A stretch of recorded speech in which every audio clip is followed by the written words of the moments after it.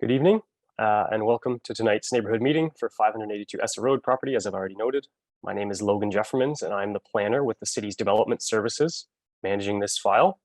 The purpose of tonight's meeting is to present to you, the surrounding community, a development concept being considered by the owner and development team for the property in question, prior to final or formal development applications being submitted to the city.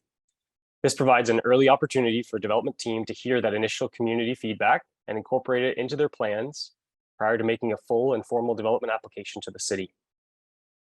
Please be aware that we are recording this meeting for the public record. The recording will be used for the purpose of garnering your input and to respond to inquiries, as well as considered public information. Please be aware that as a registered attendee tonight, your mailing or email address will be added to the mailing list so that you can receive further information about this application as it progresses. Should you have questions regarding this collection, please contact the Development Services Department, namely myself, and there will be contact details at the end of the presentation. I would also like to let everyone know that there are staff behind the scenes managing tonight's technology. They're here to make sure the meeting runs smoothly, to grant participants the opportunity to speak, and to assist with any questions that do arise in the chat function, which is available through Zoom. Please bear with us if you have any issues, technical of nature, and if for some reason you do get disconnected, please try to connect again, logging in again, or calling in as well, which is another option.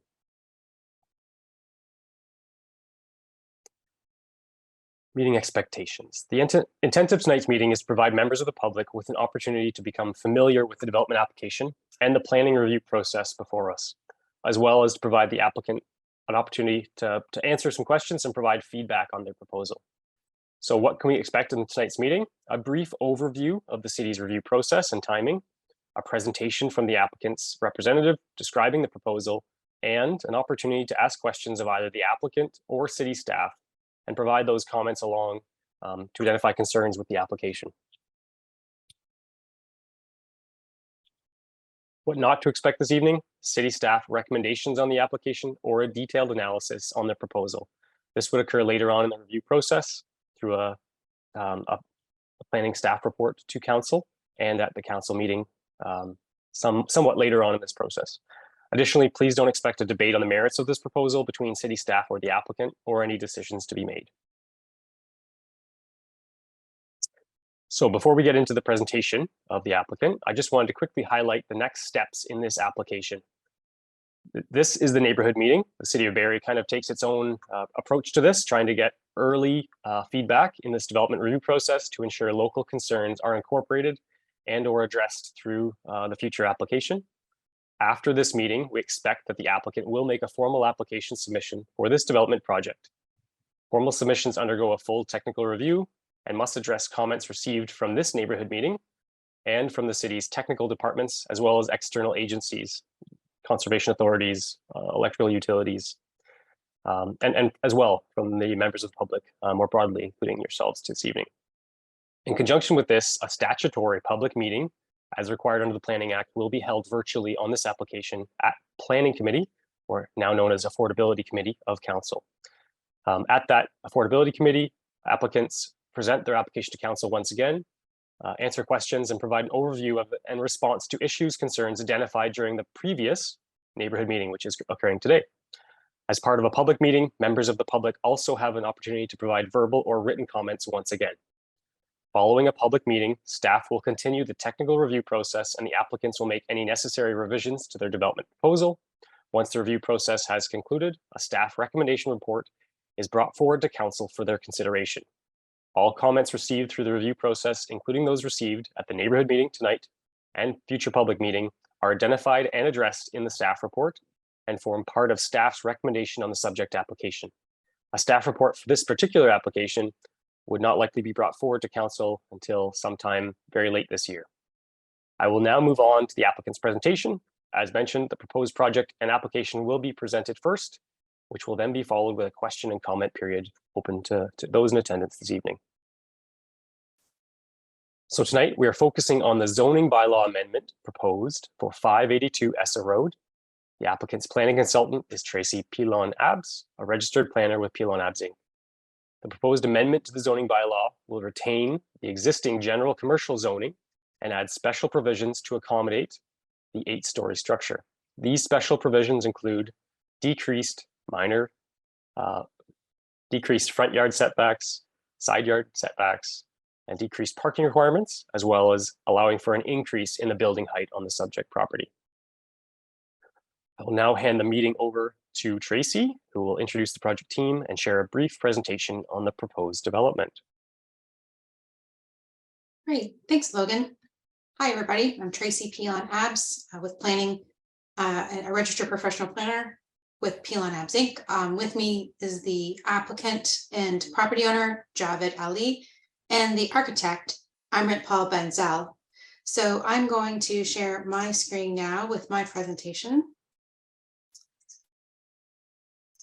And here is my agenda. I will just give a brief presentation on the proposed application before you in the proposed development, and then we'll move to questions and feedback at the very end, and then you'll get a chance to speak. So this is the location of the site. It's in the city of Barrie, Ward 7. The subject land is made up of one irregularly shaped triangular lot, so a very unique piece of property. The address is 582 Essa Road. It's located on the east side of Essa Road at the intersection of Cochran Road. So what is proposed is a mixed-use building. A preliminary concept has been prepared. The proposed development will consist, as Logan mentioned, of a condominium building of 8 stories tall with 101 residential units and 3 commercial units. The commercial units will be located at the street level or on the main floor.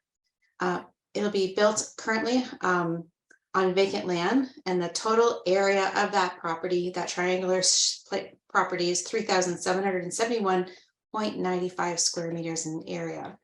So this is the site plan, which is a concept plan, very preliminary.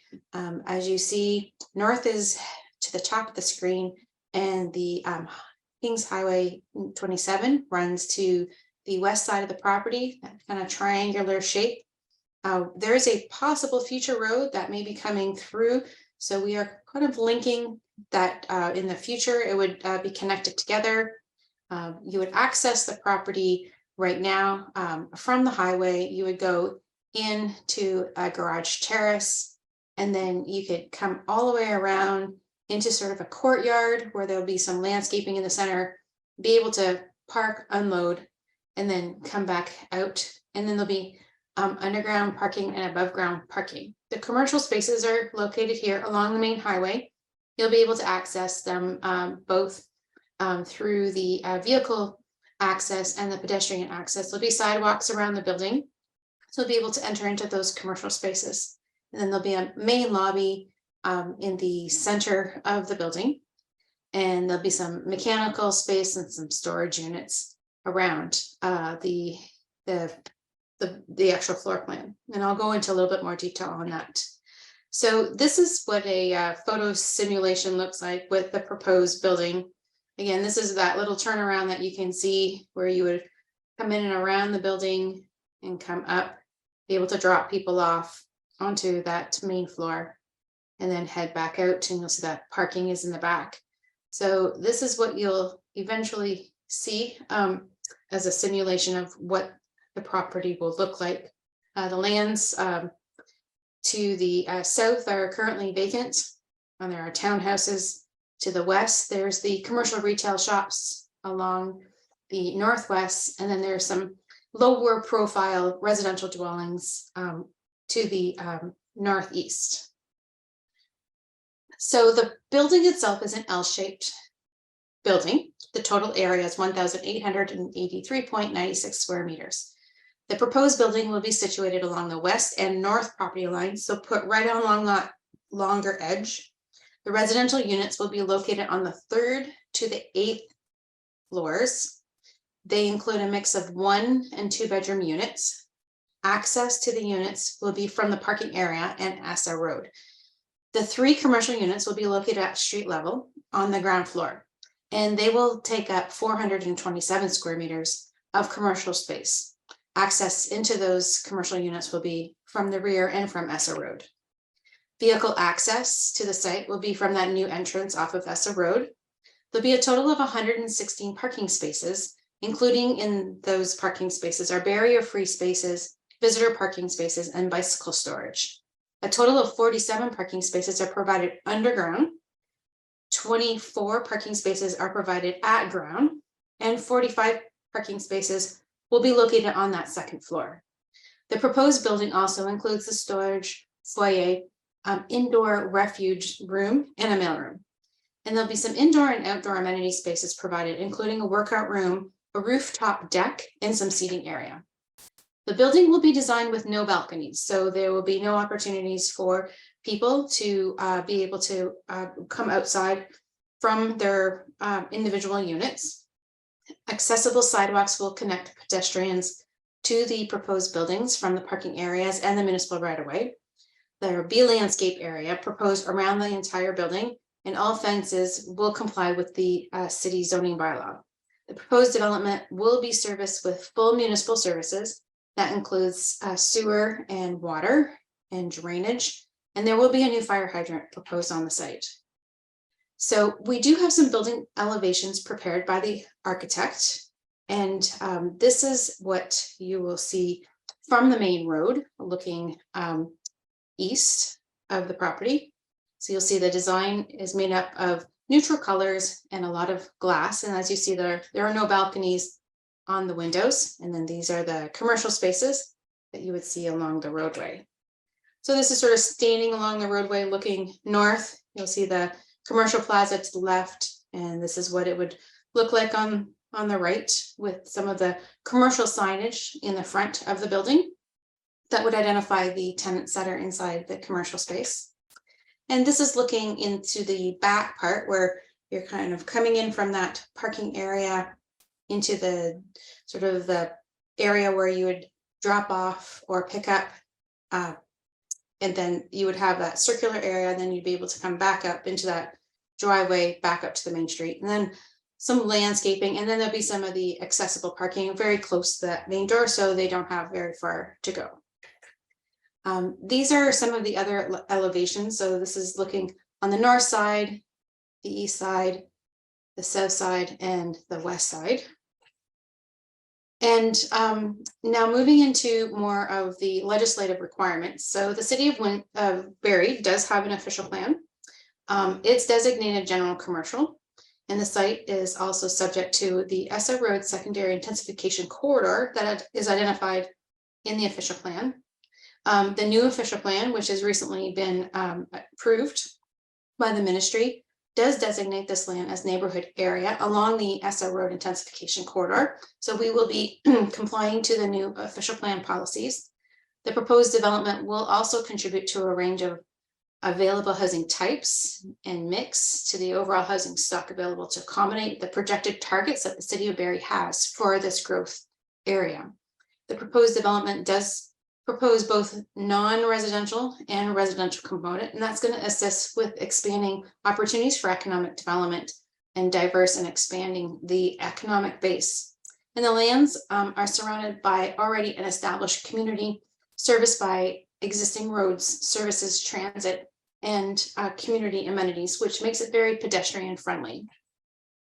So the second legislative tool is a zoning bylaw amendment, and that is what we will be applying for in the near future. Even though that we comply with the official plan, which is a policy document, we do need to change the zoning. Specifically, it's currently zoned general commercial C4. We need to change that to a site-specific zone. So we're going to keep it in the general commercial zone, but we're also going to ask to be permitted some relief. And I'll go into that detail here. So there are some things that just don't fit perfectly because of an irregular shaped lot and the way we want to push that building right into the corner of where the larger lot line is. We do need to decrease the minimum front yard from what's required in the zoning bylaw 6 meters to 5.20 meters. We're going to decrease the minimum side yard from 3 meters to 0.22 meters. We're going to increase the building maximum height from 9 to 27 meters. So that is a a significant increase that is not currently permitted in the zoning. We're going to decrease the parking requirements from 17 to 15 for the commercial use and 152 to 101 for the residential use, because we are accessible to transit and we are walkable to some of the local amenities. There isn't as much of a need for traditional parking spaces for the units. And then minimum commercial gross floor area and consolidated outdoor amenity area, we do need to ask for relief, but we are still working on those specific details. So what's next is, after this neighborhood meeting, notes will be submitted to the city of Barrie. And then, as Logan mentioned, the city staff will then be processing applications once those are submitted under the Planning Act. And then the public notices will be sent by the city to all abutting property owners, included on their website and sent into the newspaper. And then those notices will be sent 120 meters from the subject property.